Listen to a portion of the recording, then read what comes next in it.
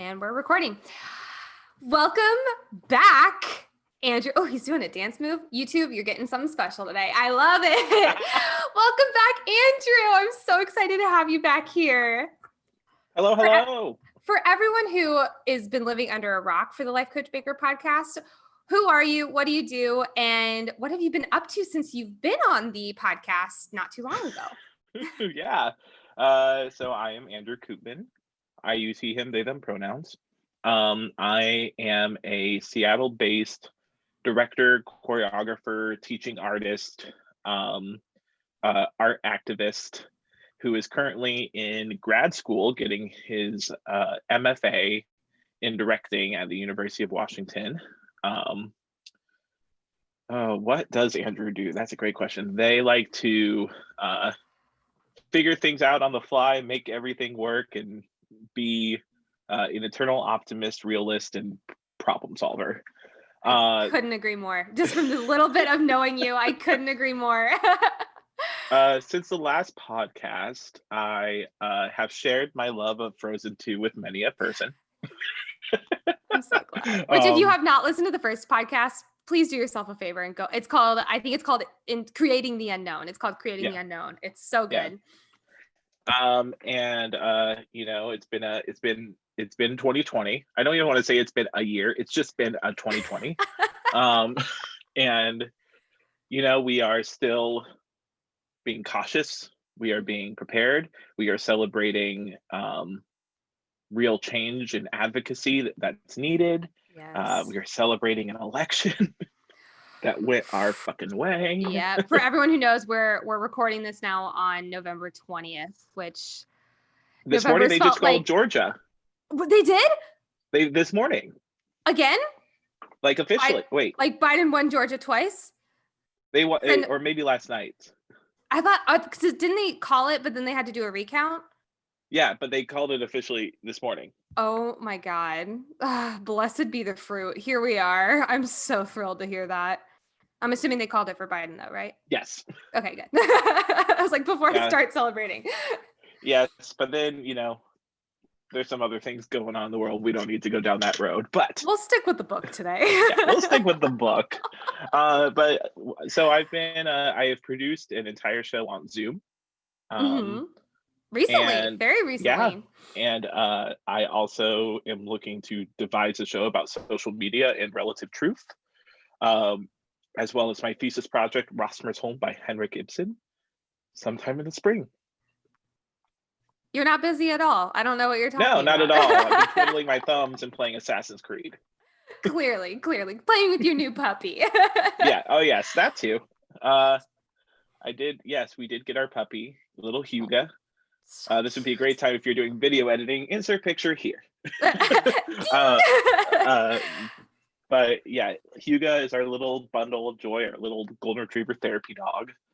And he is a gem. He is 11 weeks old this Sunday, and he's growing up fast. He's been a bit of a pill today, I'll be honest.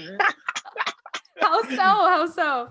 Oh, he's just he is finding his voice, and as a proud papa, I am proud of that.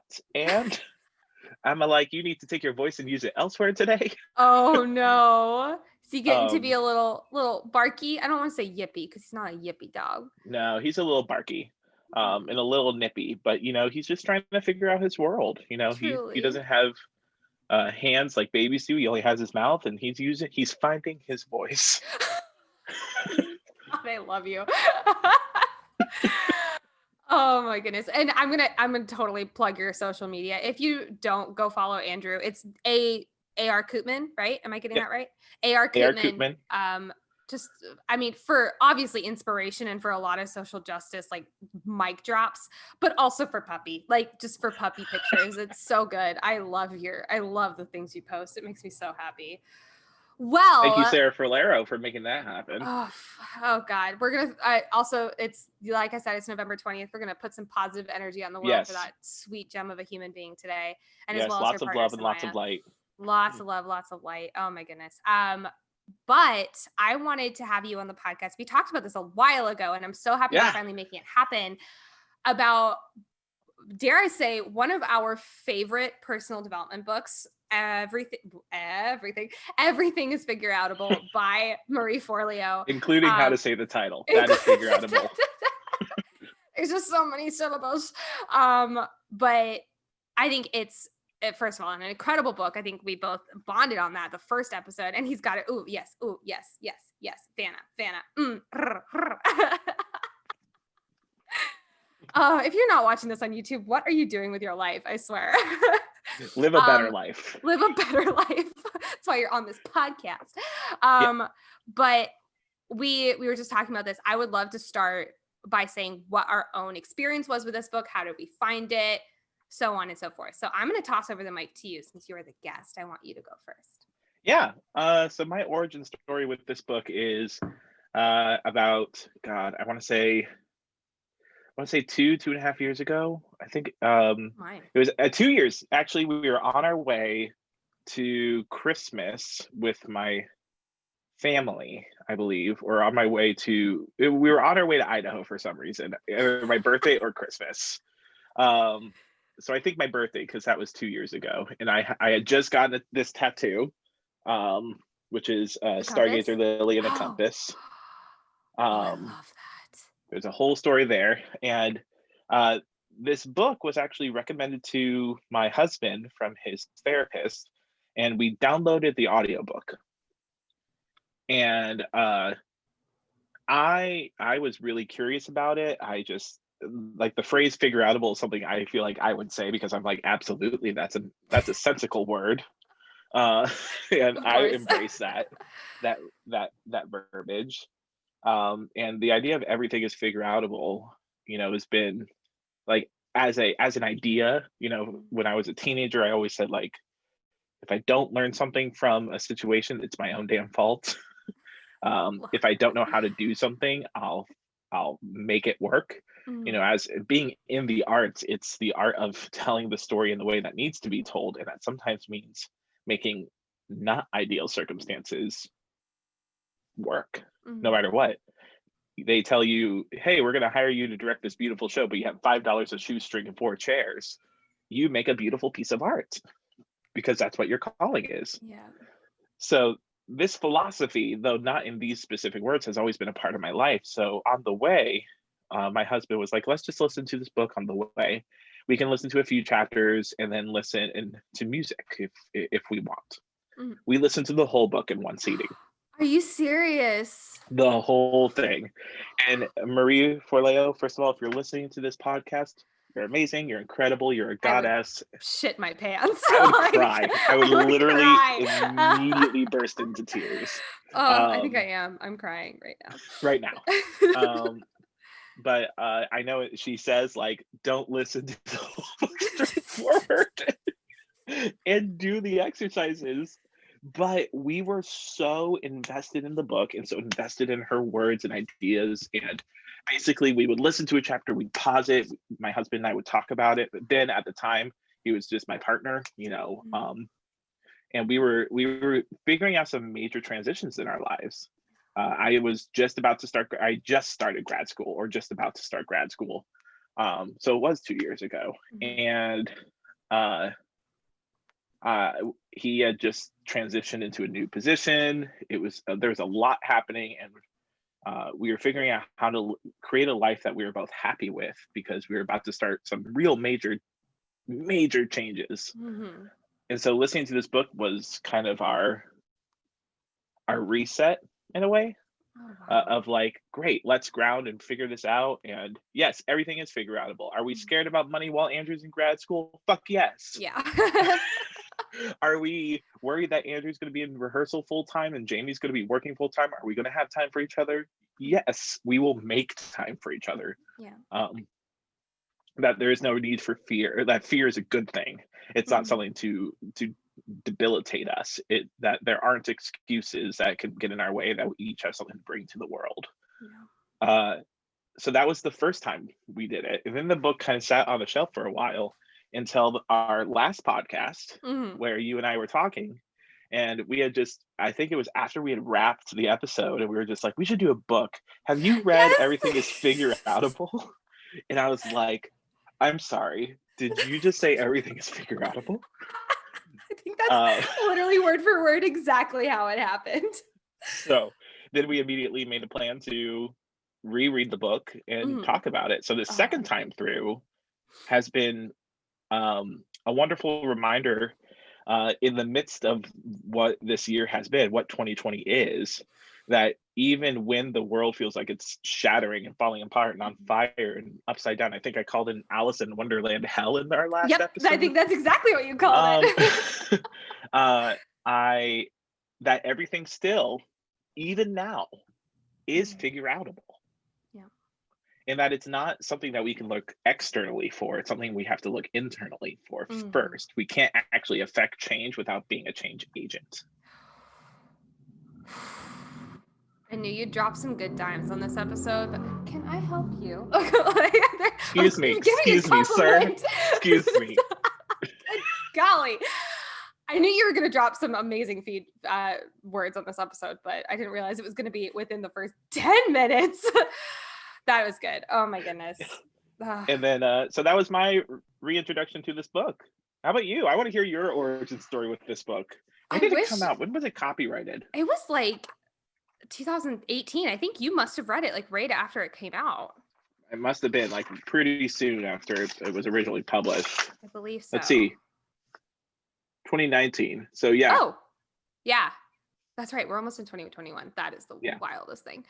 Oh my goodness.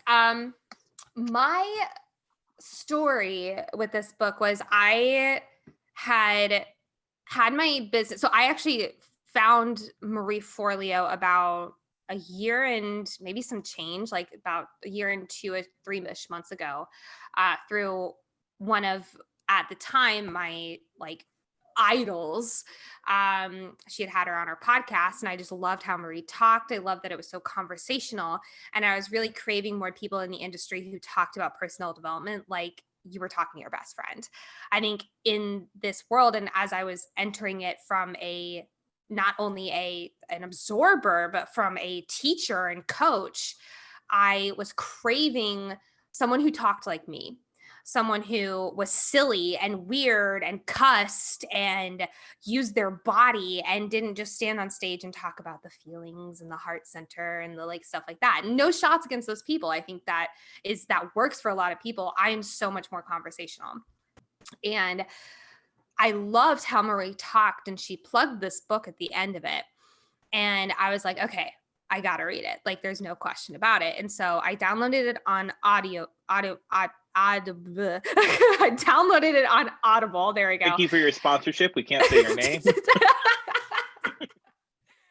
I downloaded it on Audible, and at the time I was working in an office and I was putting up decorations. I think it was Halloween decorations, and I was listening to it at the same time. And I would, in between putting up like a spider web, I would like run back and jot something down. And then like I'd go up and put a spider on the spider web, and then she'd say something great, and I'd run and jot something down. I And feel like that's the only way Marie would want you to listen to her I book. think so. I think if you're listening, Marie, you're welcome. But it was such a, I was able to just totally zone in and plug. And I luckily worked at a job that gave me that freedom. And it was so interesting because a little bit background on my mindset going into this book was, even though I grew up in a very personal development oriented family, I attended Tony Robbins seminars when I was literally in the womb. And even though I grew up as that, I still grew up with a really fixed mindset. I still believed that if I were to know something, or if I were to master something, it has to be something that I'm just naturally good at. I've talked about the Harry Potter syndrome on here, but like, just a recap, it's the, like, we're all looking for our broomstick. We're all looking for our seeker skill, the skill that we're just like born naturally good at, and we don't have to practice because we're amazing. And like, that shit doesn't exist. Like, you have to condition and practice and learn and research and fail and practice and learn and research and fail and learn, and so on and so forth. And I didn't really have that click into place yet. And I was really good at coaching, and I knew that I since having this stuff, and I knew that it was something I was really good at. And I kind of in my head, I guess I was like, oh yeah, I'll keep learning, but it's my Harry Potter thing. I'm good at it, so I can just keep going. And having that fixed mindset really hurt me in a lot of ways when it came to learning new things. I would get so upset when I learned new things because it's like, oh, how dare I not know this yet? And it's just like, what a horrible way of looking at it. This is like many, many years ago. But if my parents brought up like, why don't you just Google it? Or why don't you just look at it on YouTube? I'd burst into tears because it's like, no, I don't know it already. Therefore I already failed. And that took a lot of therapy to figure that phrase out, but it was conditioned into my body by myself. And it was a belief system that if I don't already know something, then I cannot know it. It was so weird, and saying it out loud feels so odd. But really, and I'd gotten into the more growth mindset stuff when I started really diving into personal development from a totally different standpoint and like immersing myself in it. But when I read this book, that was when it really clicked into place that like, oh my God, anything in life I can figure out. And it's something that feels so obvious. And yet a lot of us are living life as, if I don't already know it, then how dare I take a step forward? Or how can I even possibly like get out of my comfort zone? I don't know anything. We are craving certainty, human beings. That's part of what we need. It's one of our 6 human needs, but it was such an amazing experience clicking that into place. And I cannot stress this enough. My life has never been the same, because since that, I have tackled these massive, big projects and just chunked them down. And it's what I work on now with my clients. It's like I chunked it down into the point where it's so digestible. It's just taking another step forward, and it's so easy. So that's a very long-winded answer, but it has been such a huge part of my life. And I still like think about it all the time. And then in prepping for this podcast episode, I've been re-listening to it.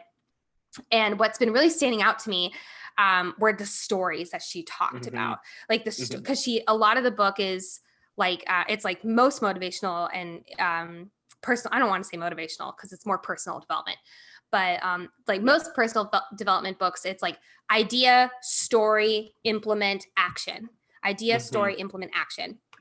And it's how our brain learns. Our brain needs stories. It needs full closed circles in order to like lock something into place. There, I just shattered the rest of learning and reading for everyone who reads personal development books, but that's why they have them. But I love the stories that she chose to do, because they're not these like crazy, wild, dramatic, inhumane stories. They're very human. Every day. They're very human stories. And I loved that about the reread. Well, even her whole philosophy about belief comes before the idea, right? Like, so yes, her book is idea, story. You did it implement. So succinctly, implement, action, but even before that, and she talked about that in, I think, chapter 3 or 4, about that our beliefs are what define our everything, and these stories are ways that she is able to help us see her beliefs, her core beliefs, her core values in a way that makes what then she is trying to teach us more accessible. Yeah. It's not, I climbed to the top of Mount Everest and found a small lily flower, and that lily flower spoke to me and said, Marie, you are a goddess. Like, that wasn't the story. What an enlightening experience.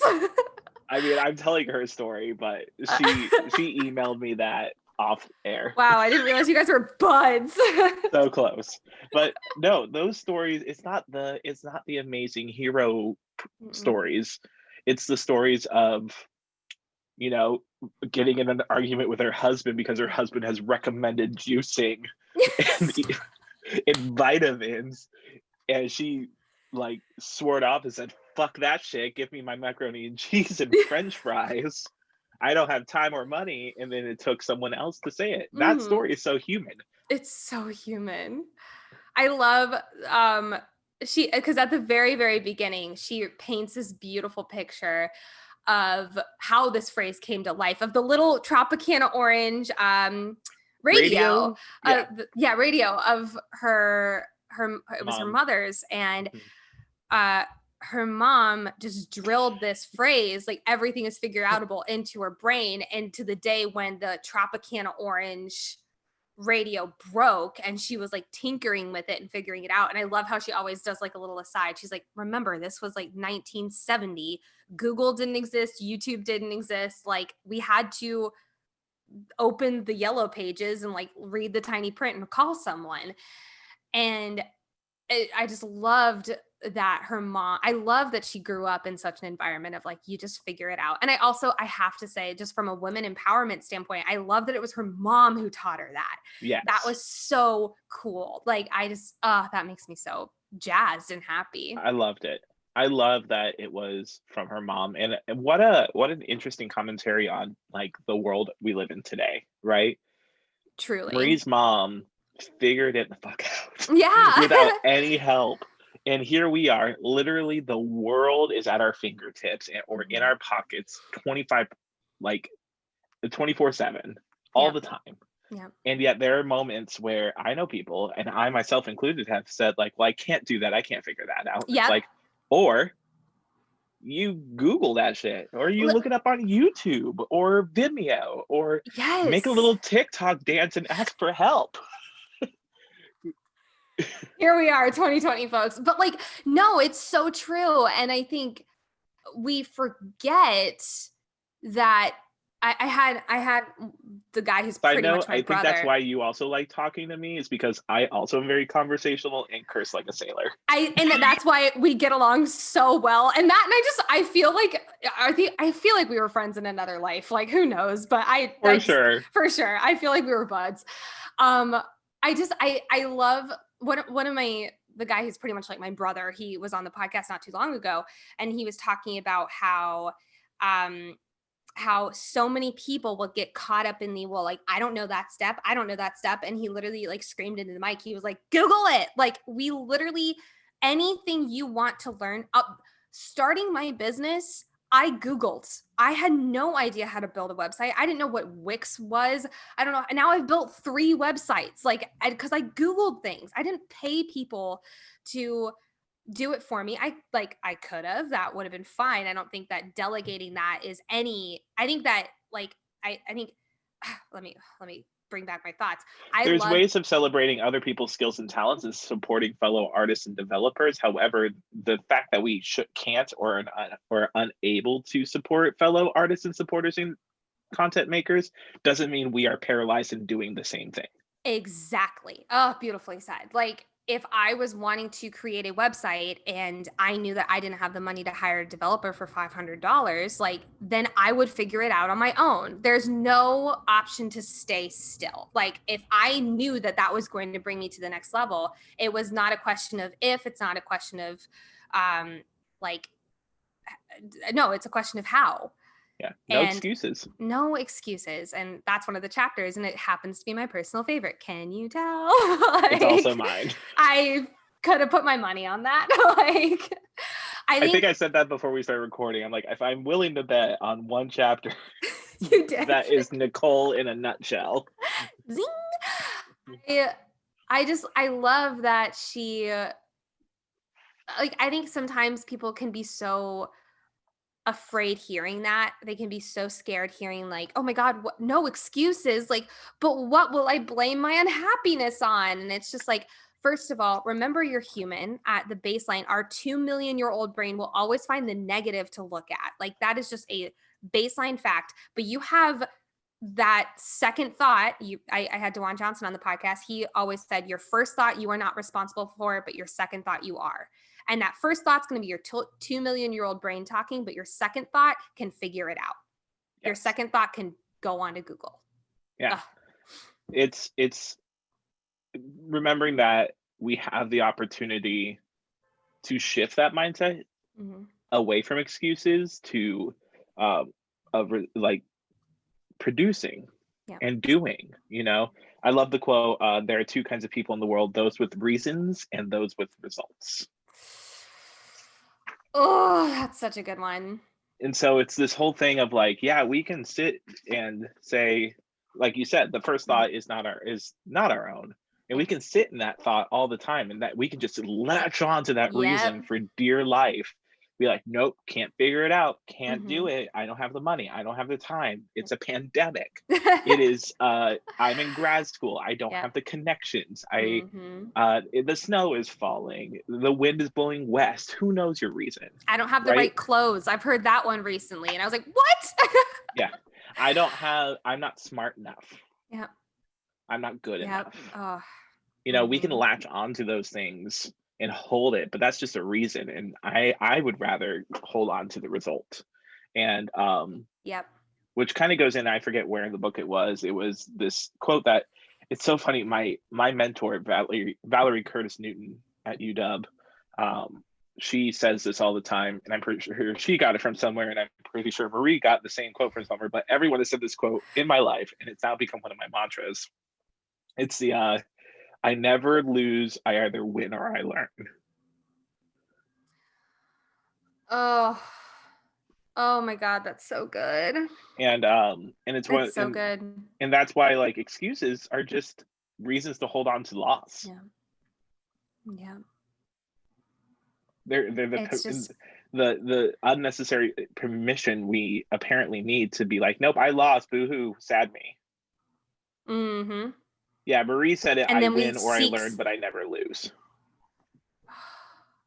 I love that. And it's like we like to latch onto the excuses. We like to bitch and complain about the excuses because we as a society, we latch on to people based off of pain, based off of suffering. It's the easiest way to connect because if I say, Andrew, I had a horrible day, so and so happened, I don't have enough money, this person was a bully to me on the internet, what are you going to do?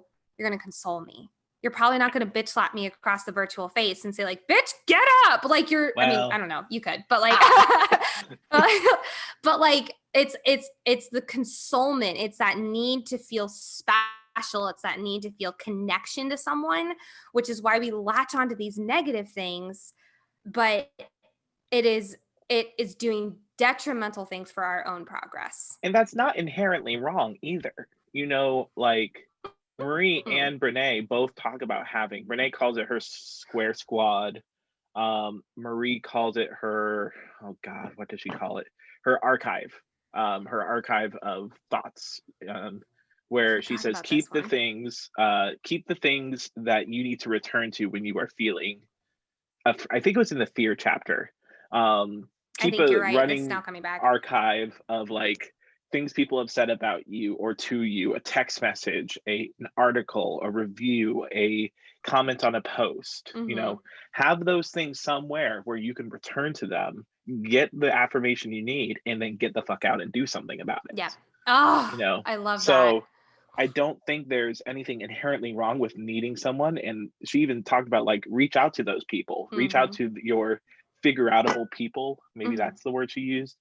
I could find it, but it's not. The point is that there are people in our lives where I have them, and Mm-hmm. Brene Brown talks about it as a square squad. I can reach out to them and say like, I feel like I suck today. Yep. And they're gonna not only be like, oh, it's okay, like it's okay, but they're going like I love how you're saying they're going to remind you why you're so amazing, why you were born to do whatever it is you're trying to do, and why you need to keep moving forward. Yes. And So I in think, the name of excuses, what's the excuse you use most, Nicole? how dare you at me like this? I'd say my favorite flavor of excuse used to be I don't have the money. Um, it comes back every once in a while, and I don't necessarily love that. And I'm doing a lot of internal work to make sure that never happens. Um,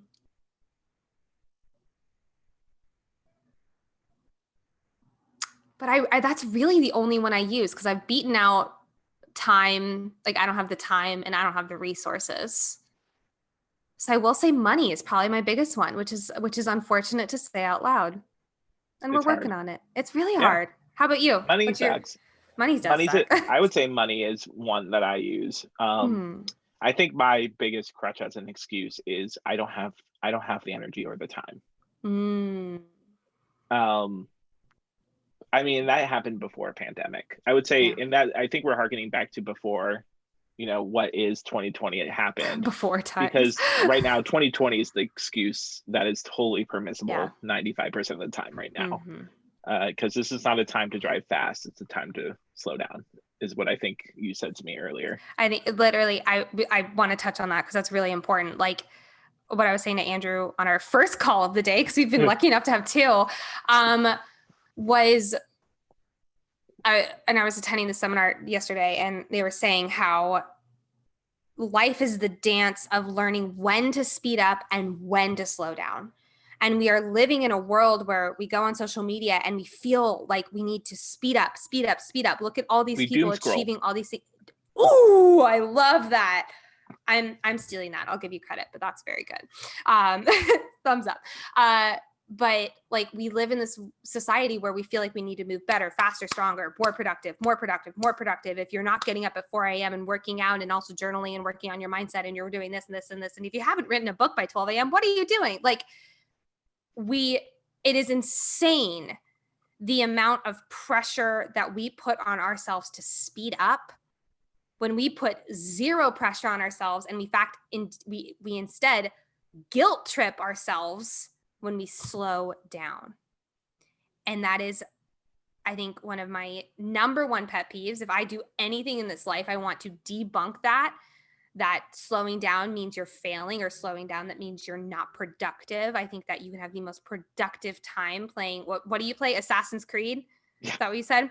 I play Zelda. So like I can have the most productive time playing Zelda because I'm recharging. I'm having a fun time with my partner. I'm sitting on my couch and allowing myself to play and laugh and be silly and blow up a bomb in my face. Like, it's like I can do whatever. And then there's those moments where I know I want to speed up. I want to do the things that are more aligned with who I am and what I do. So it's really just, it's finding out those moments of when you get to speed up and when you are wanting to slow down. Yeah. Which is those time and energy are my excuses. And so I'll be excited to do some of those exercises later. Same. The other chapter I really enjoyed. Can we go on to another one? Is that ready? Yes, please go for it. Yeah. I felt super seen and needed to be seen. In the last chapter, the world needs your special gift. Such a good one. What really stood out? Excuse me. Hype file.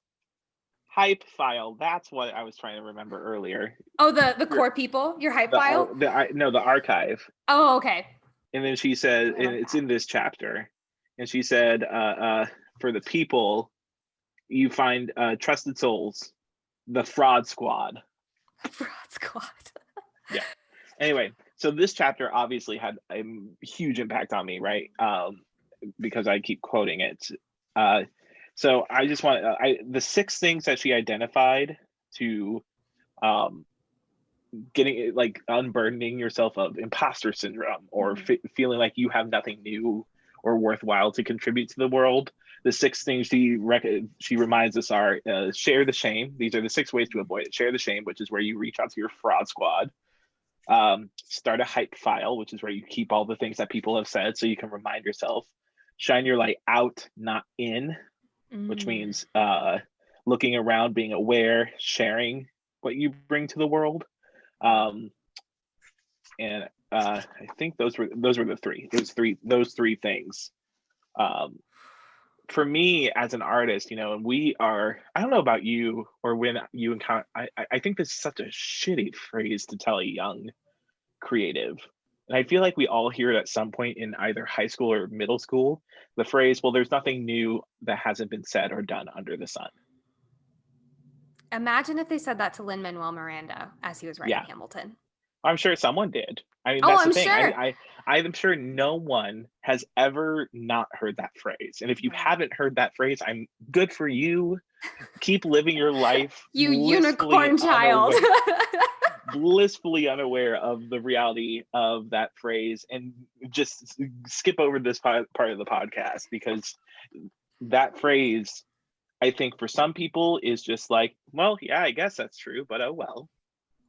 And for other creatives is paralyzing. Yeah. because of that excuse thing where we seize onto it. Like, well, there's nothing new under the sun, so I could direct this play and it's not new. I have nothing to say about it. And this is I'm where not that special. story, right? I'm not special. I'm Mhm. not worthwhile enough. My voice isn't necessary. Oof. And that's where I was, honestly, before I started grad school. I was very much in that mindset of like, I don't know if I have anything new to say or how. But then reading this book and working in the program with Valerie Curtis Newton, this was the chapter with the story about how someone had told her husband had always told her, like, eat more salads and do the probiotics things, and it took someone Huh. specific, Mhm. someone different to say it. And it's not that the husband said it wrong. Mm. It's that for some reason at that time, in that space, in that moment, that specific voice with Yeah. those specific words said something that had a lasting impact on Marie. Yeah.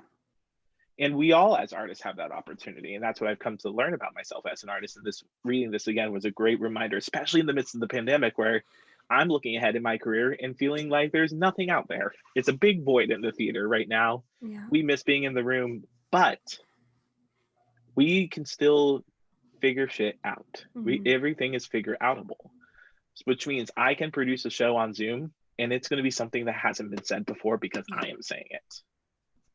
Yep. You know, this play that I'm working on was written in 1886. I am not the first production. I will be the first production in Seattle.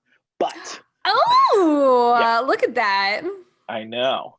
But I'm still saying something different with it because I'm the voice with it. My Mhm. voice as a queer, multicultural, genderqueer human, Yeah. um, artist, creator, art activist, all the things that we title ourselves and can file under our hype file. My voice can amplify and illuminate something in this story that's never been said before, or with a nuance that I can only bring. Hmm. Have you heard that the Martha Graham quote about that? I have not, but I'm gonna find it real quick. Please do. Normally, when I would do these interviews, I would probably usually do these in my office, and I have this office in my office. I have this on my wall. So this is my favorite Martha Graham quote. So Martha Graham, do you know who Martha Graham is? I don't. Will you tell me? Yeah, she's a dancer. Okay. She's one of the pillars of contemporary dance. Oh. So there's, she does there was a video of like modern dance in 30 seconds, and she's like the Martha Graham part of it, because she's all about collapsing and like the body just finding its way back. Amazing. Um, you're welcome for anyone who's watching. I really hope people are watching this on YouTube because they're getting an extra special treat. Also, my Christmas tree's in the background. It's November. You're welcome. It's so pretty. Thank you. It's been up since November 1st. So we could have a whole episode about saying things that we have strong opinions about. And I love it. Because I have a very strong opinion that Christmas should not be up until the day after Thanksgiving. I disagree. November is the start of the holiday season. On the third episode of the Andrew and Nicole show. Fourth, this is a two-parter, my friend. I know. Oh, so the quote from Martha Graham is, there is a vitality, a life force, an energy, a quickening that is translated through you into action. And because there is only one of you in all of time, this expression is unique. If you block it, it will never exist through any other medium, and it will be lost. The world will not have it. It is not your business to determine how good it is, nor how valuable, nor how it compares with other expressions. It is your business to keep it yours clearly and directly, to keep the channel open. You do not even have to believe in yourself or your work. You have to keep yourself open and aware to the urges that motivate you. Keep the channel open. No artist is pleased. There is no satisfaction whatever at any time. There is only a queer, divine dissatisfaction, a blessed unrest that keeps us marching and makes us more alive than the others. I think you shared that on the previous podcast, but I'm so glad you shared it again because I feel like I needed to like re-soak it in. I'm sorry, I'm a broken record when it comes to that quote, but I it's think just a lot of I people channel. need to hear it.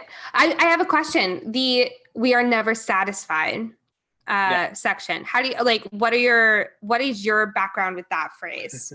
I think the too long don't read version is perfection's fucking boring. Yeah, I think literally Um, one of the chapters of this book is called "Progress, Not Perfection," or one of yeah, the big sections called "Progress, yeah, Not Perfection," which is like the foundation of my business. But right. So this dissatisfaction, I think, comes from the constant interrogation and being present in the creation of a thing. Right? As an artist, we are making something and it's alive literally in front of us, right? These bodies on stage are not robots. They are not replicating, and if they are, it feels dead. I think the liveness demands that we as artists are questioning every choice, every moment, not to find the fault, but to find the next step, to find the next thing, to find the next interrogation and experiment. And then we do that experiment, we gather, and we do it again. Right? I have never, honestly, in my life, I have never gotten to an opening of a show and been like, yep, done, perfect, ready to go. Interesting. And I'm glad I haven't, because then what am I doing? If I have perfected the art of theater, then I have nowhere to go. I think that looking at like I'm never satisfied versus like I'm always asking what's next, like, you know, like always looking at like what's the next step. I don't want to even say what's next, like what's the next step I can take, like always seeking growth, whether that's on your personal level or on a project level, like what's the next thing I can do. And I think that living as that, rather than okay, I'm here, I achieve a goal, here I achieve a goal, here I achieve a goal, and almost like that discombobulated, where it's like It's if you just transactional. exactly, if you just look as like, oh, like my next step growth, celebrate, next step growth, celebrate, oh, I made a new progress forward, what else can I do, what's next, in a way of seeking not a finish line but a upward trajectory. Yeah. So that's what I hear in the dissatisfaction. I don't hear like you aren't satisfied with the work. You're dissatisfied with the conclusion. Yeah. You know, because when I hit opening night of a show, I did the best I could with the time I was given, and I made something that is worth seeing. And I know exactly what I would do if I had another week of rehearsals. Do you ever feel like that makes it feel like you can't be grateful for? No. Okay. And that's what's weird about it. And I think that's such a singular thing in the arts, because like I feel like other product oriented positions like accounting or or software engineering, right?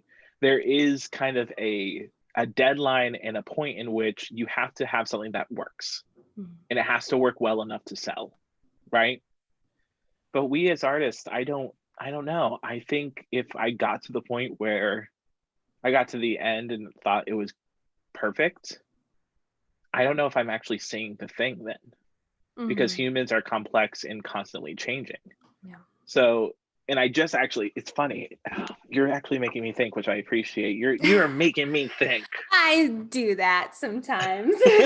Because so I just closed, like I said earlier, I directed a whole show on Zoom called Love and Information by Carol Churchill. And what was interesting is that was actually the second time I had directed that show within 6 months.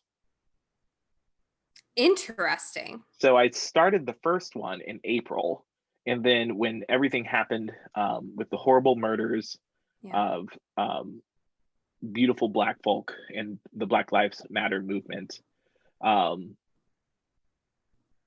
we decided, we had gotten the show to dress rehearsal week, and we had decided to postpone the show. Because we didn't want to take up space in a time where we needed to use our voices, our energy, and our time to serve the movement and not take up airspace just to perform a thing. Right? So we postponed the show, and I honestly didn't think we'd come back to it. Fast forward to September, my school said, actually, we want you to do it. Will you take it up and do it again? And I did. And even in a 6 month, it's rare. It is super rare we get to tackle the same show twice in our careers as directors. Mhm. Does not happen often unless they're big, like blockbuster musicals that Yeah. cash cows, you know. But within 6 months, the show had changed immensely. The point of view shifted. What started as a show about connecting people across the world when we feel the most far apart. That was my intention in the first round. It was right at the beginning of the quarantine, and we were all hungry for connection. So the show, as a director, what I was really interested in is creating a show where people were connecting over the internet. Yeah. 6 months later, became a show about remembering that we are wholly individual and wholly intersectional and a part of community. And how do we celebrate individuality and intersectionality within communities?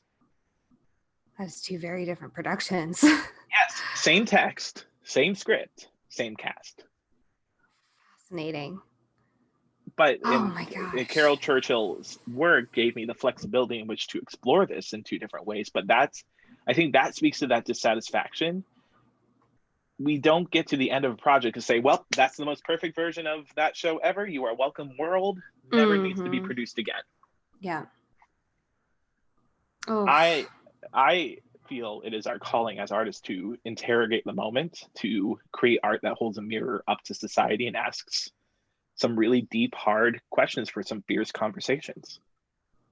I can't remember if I shared this with you, but one of the most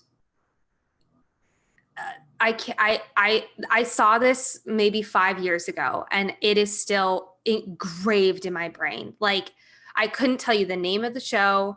I couldn't tell you the director. I couldn't tell you any of the actors, but it was at Looking Glass Theater in Chicago. Love Looking And Glass. oh my God. Hey, hire me. Continue. Like, seriously, anyone who's working at Looking Glass, listen to this episode, please. But it was one of the shows, and oh my gosh, it was the one where they take the seagull and then they make it really modern. Oh my gosh. Stupid Fucking Bird? Stupid Fucking Bird. No. It was written by the same guy as Stupid Fucking Bird, but it's a different show.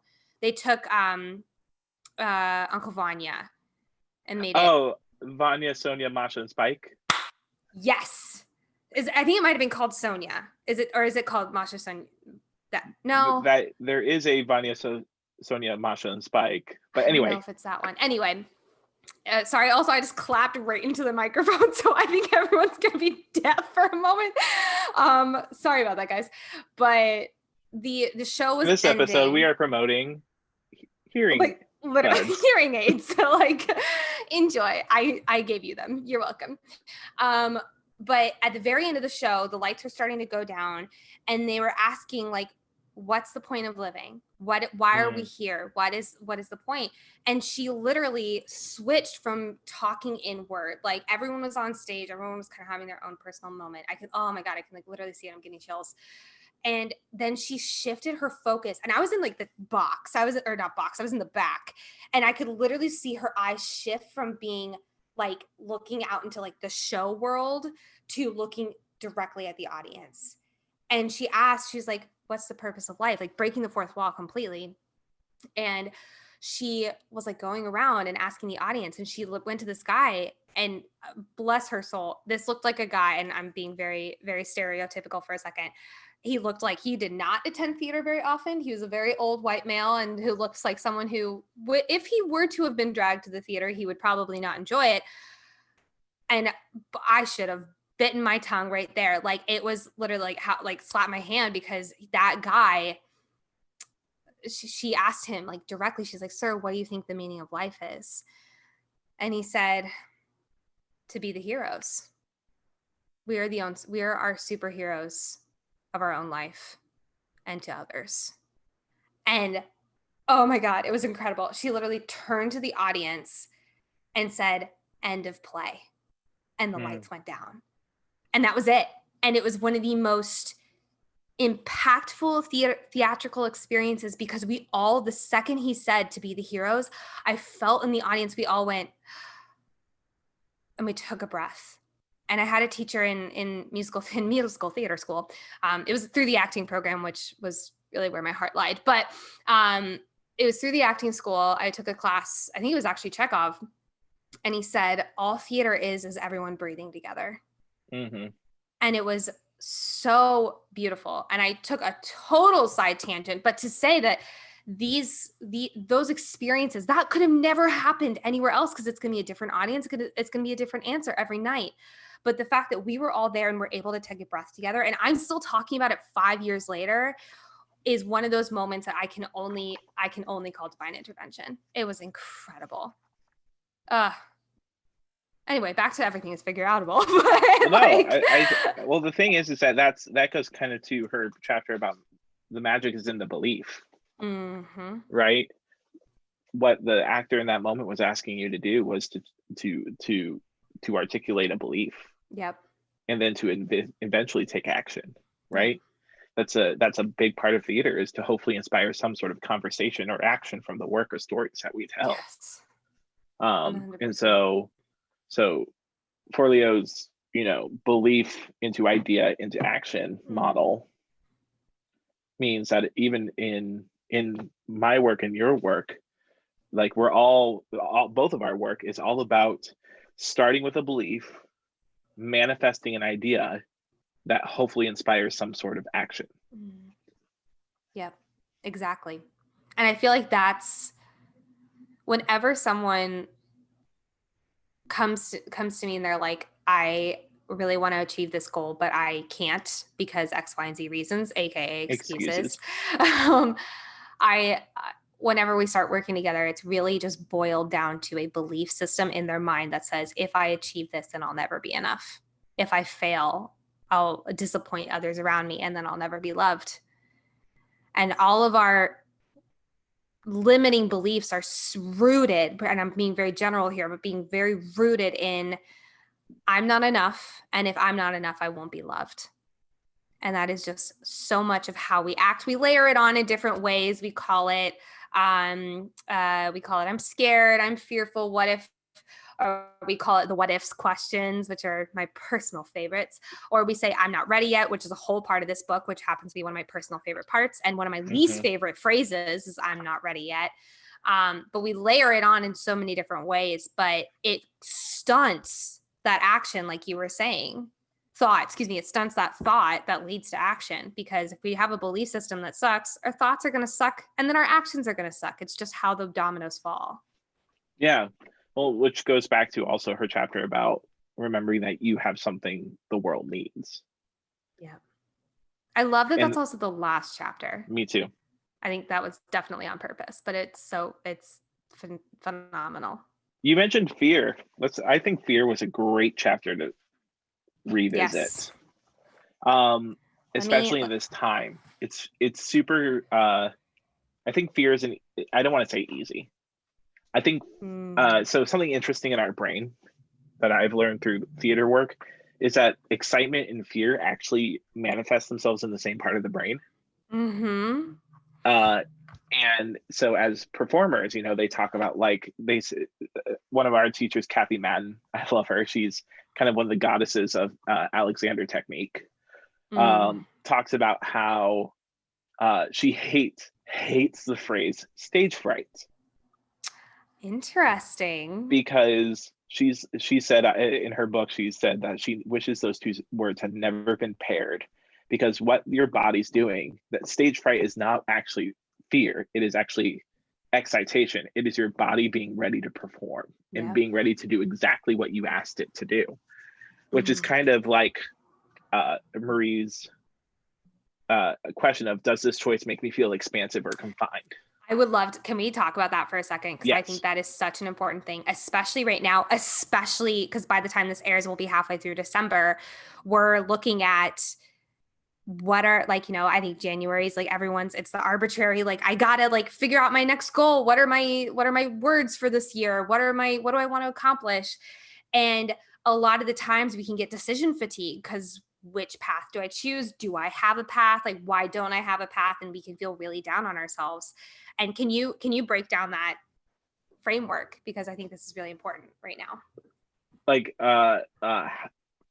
that quote, how I see it. Yeah. Yeah, I think it's one of those choices that we have, like whenever we're faced with the choice, whenever we're faced with a major decision or a major shift in our life, the question isn't, shouldn't I do it? Oh, I'm scared, right? Because that Mhm. is our natural response. And it's totally natural to be afraid. As she's talked about, fear is our body's uh, uh, reaction system. It Yeah. protects us. We'd be dead without fear. We'd be Um, saber-toothed tigers because that's what they think fear is still. Like, right.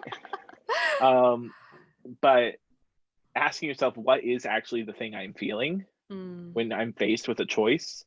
Is it fear or is it excitement? mhm. Is something I've channeled since working with Kathy, but it reminded me of this quote, and the expansive versus confined, I think, is a really great way to put it, right? Because I think in the end, we're all afraid of being put into a box that crushes us.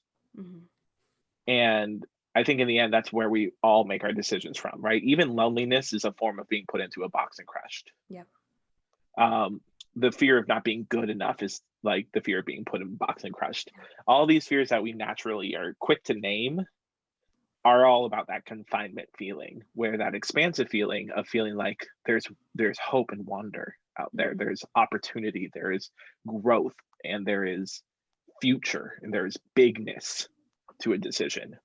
Um, so I think fear needs to be really questioned when you are feeling it, because you might not actually be feeling fear, and in which choice you might choose to confine yourself when you actually have the opportunity to expand into the world in a way that the world needs you.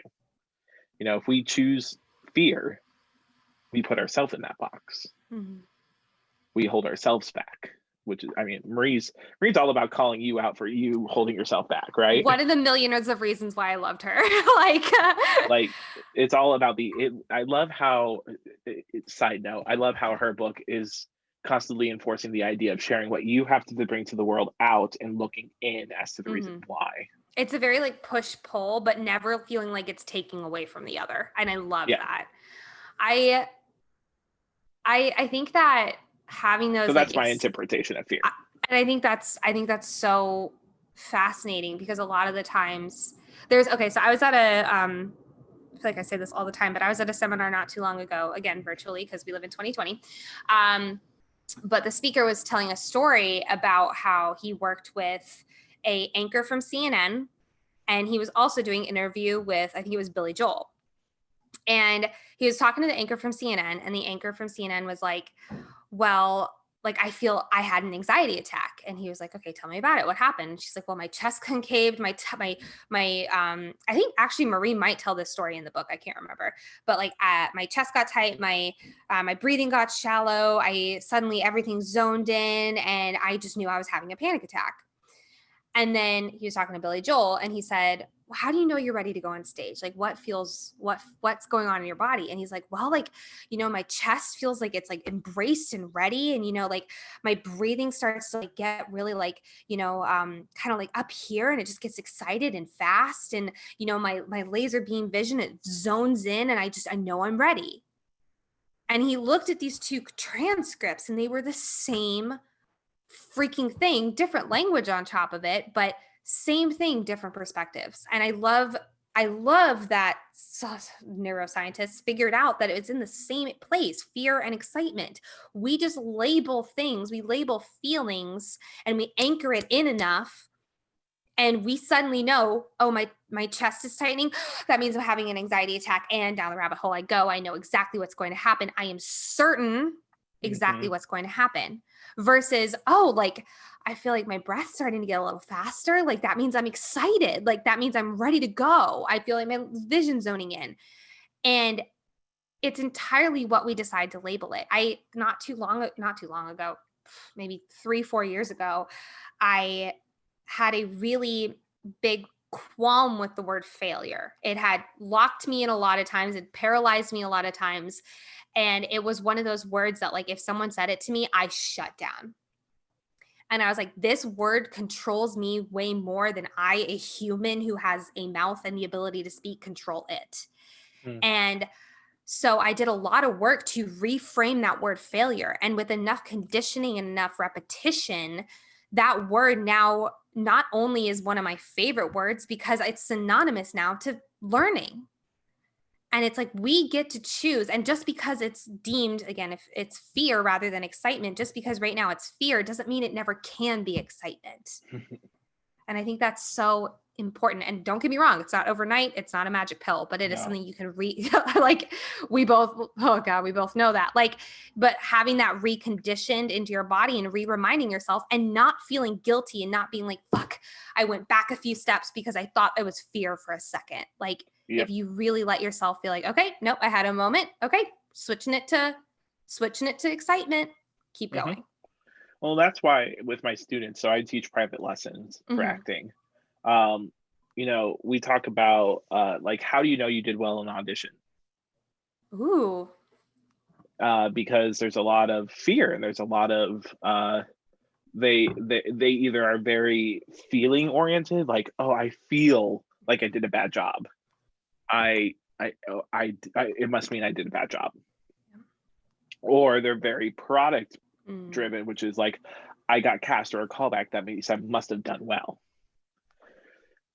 So what I work with them on is, I'm like, hey, you have to develop a system where you can verify your audition based on something else besides product or feeling.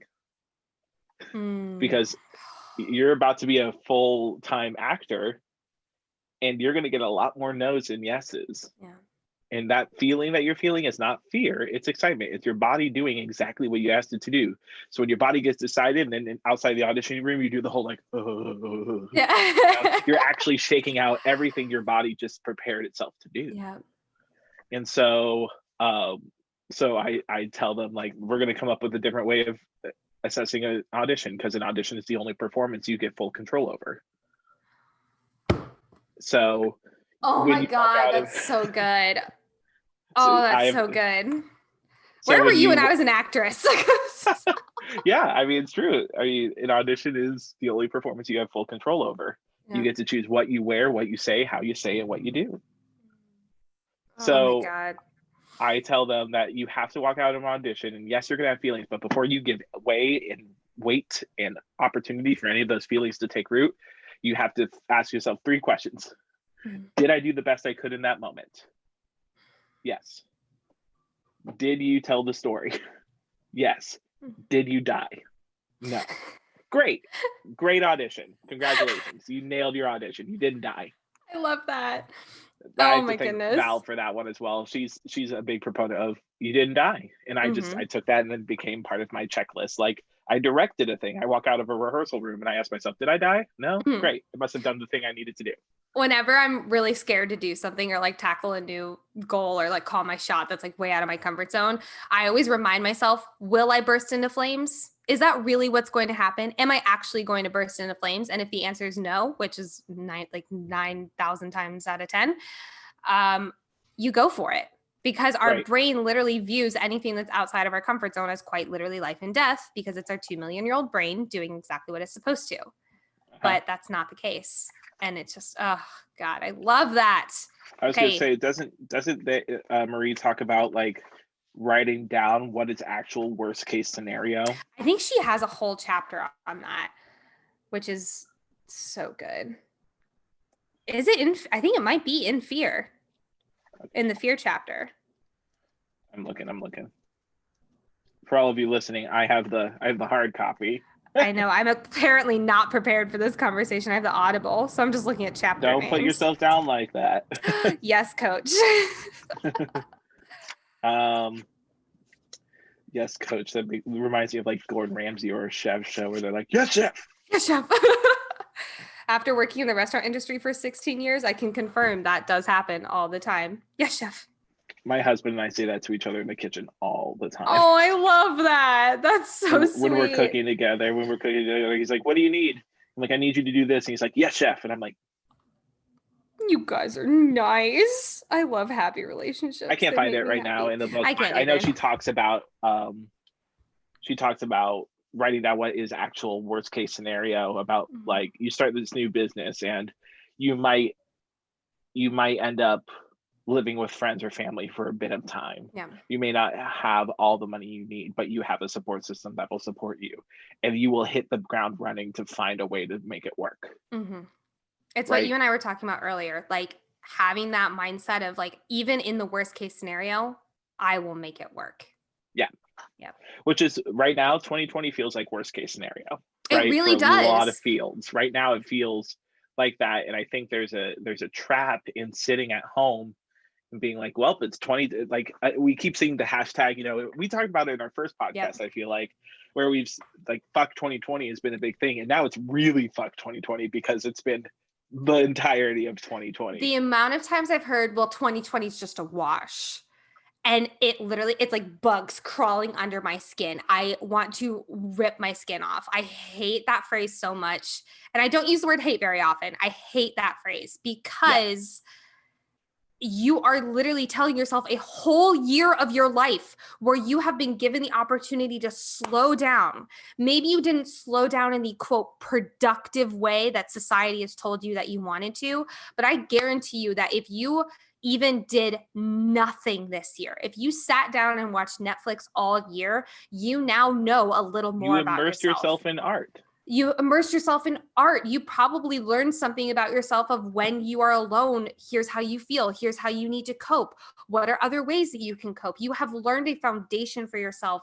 And if you do not take that knowledge and move it into a whole new area of your life coming into this next year, that is not going to be easy, because the second it turns 2021, the world's not going to just reset and the pandemic goes away. We have it in our brain. I'm getting really fired up. We have it in our brain that the second that happens, the second it's January 21st, everything's going to be hunky-dory, easy peasy. Maybe things are going to change. We have glimpses of that for sure, but it's not going to be overnight. You still have time. Yeah, and I think blaming 2020 on like the social overturn of really looking at systemic racism and the problems of our capitalistic culture. Yeah. I think a lot of people assumed, one, the election will change everything, that 2020 is a fucked up year and it'll be a wash, and 2020, like, bring on 2021, hashtag blessed, you know, that whole bullshit. It's, the thing is, systemic racism has been a part of our culture, and people of privilege have just started to become really aware of their privilege now. And that's not going to everything's not going to magically reset on January 1st, 2021. And frankly, I don't fucking want it to. I don't want white people to get comfortable. No. Like, I don't want them to be okay with everything that has happened and be like, well, it's 2021. Everything's great now. You have Biden. God. Biden's not an answer. Biden is a small step in the right direction towards eventually solving the problems that have existed in this country since its creation. Yep. So everything. When are you running for office? I can't wait to vote for you. God, I'd be a terrible president. Actually, I know I'd be better than one president. Yeah, I was would gonna be a say. terrible president in a lot of other ways. I will gladly. Didn't Keenan Peele at one point run part of a government, part of like the education system? I feel, oh God, I might be Keenan or Jordan Peele, maybe. Oh God, I'm gonna look like an idiot. There was an actor who took over part of like Obama's administration, like education, like a branch to the side, like not part of the cabinet by any stretch, I don't think, but they were very active in the government, bringing arts and bringing education some visibility. And so I could do something like that. I could totally see it. How about you just change the world with the plays and the shows and the magic? That is my intention. That is my life. That is my mission statement as an artist, to illuminate and amplify the stories that need to be told. Oh God, I love that. I love that. Oh my goodness. Well, I think it's time to tell them what our homework assignment is. Oh God. Are we ready, Nicole? I don't know. Are we? I'm now getting nervous after going through this episode. I'm so excited. It's going to be fun. I really am too. For those of you who thought that we were just doing a one-part episode on this, we are not, because there's so many amazing, every single chapter ends with an insight to action challenge.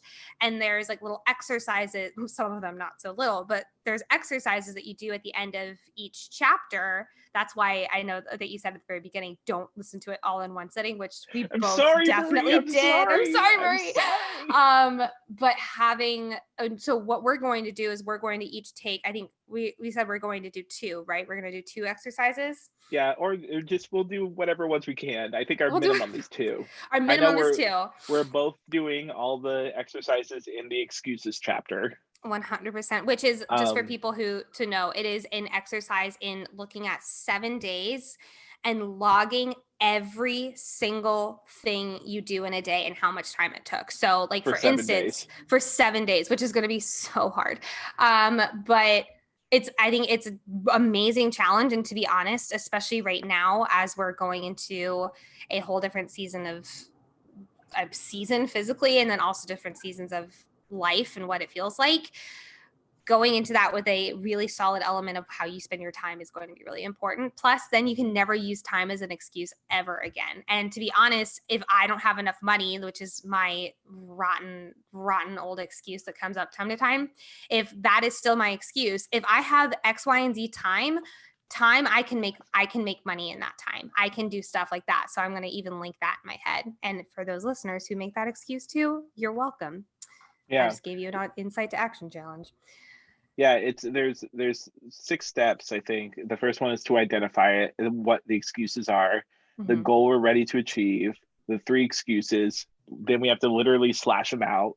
Yeah. I mean, we'll go through this when we actually talk about that. So I think we're both doing the eliminate excuses. Yeah. I always said exercise. Eliminate the exercise. Bye.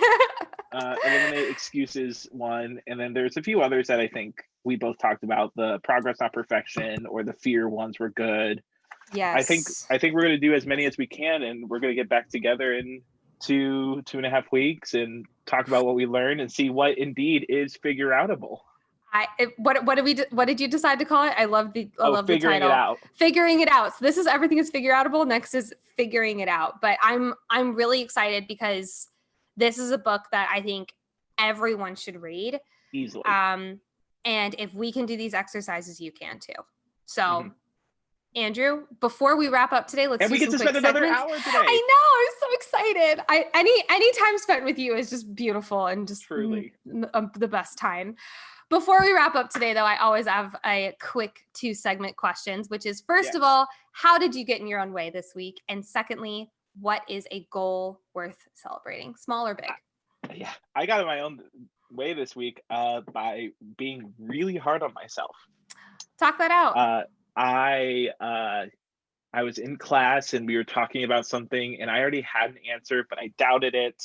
And so I talked it out and verbally processed in a public space, which I'm a verbal processor. And I know I was in a safe space to verbal process, but it was in front of someone I really respect and in front of my colleagues. And so I got off that call and immediately sent my best friend many poorly and cruelly worded texts about myself to them. Wow. I was very unkind to Andrew Coopman. And very, very unkind. I looked at those texts. This happened Wednesday. I looked at those texts yesterday and I was like, ooh, damn, Andrew. That was savage. I love that you had the bravery and the strength to look at them, though, because a lot of people would just be like, what text? I don't know what you're talking about. No, that didn't happen. And I thank my friend Christy for calling me out and just being like, no, this is not true. She sent me a video of her kid singing "Everything's Gonna Be All Right." But then I took some time to think about it, and I guess this would be the second part, which was, what was the second part? Small goal worth celebrating. Oh, well, I'll say first, I overcame that moment by just accepting, actually, I was in a safe space to verbally process. A lot, it had to do with my thesis project. My thesis project has been flipping on and off in a million different directions for the past 2.5 months. Bless you. To the point where, yes, I absolutely in that moment needed to verbally process and my brain exploded, and that's okay. And I am perfectly capable of moving on without being cruel and mean to myself. Yeah. Oh, perfectionist. The small goal. Yeah. The small goal to celebrate this week is I am at peace with what's going on with my program. And I have wrestled with disappointment and won. And now I've decided to move forward and make the thing. That's amazing. You are so incredible. I'm so fortunate to know you, friend. This is going to be the first of many. Let's be honest. Like, you're going to be a think recurring every other podcast. month we're just going to pick a new book. I have the next one. I know what What's the book next we're doing book? next. What book? Should we? I'll tell you offline. Let's say it off air. Surprise. Off air. Okay. Well, on that note, Andrew, thank you so much for joining us today. It was such a treat always talking to you. Thank you, Nicole, for having me. And in 2.5 weeks, we'll be back. Listeners, I'll see you soon.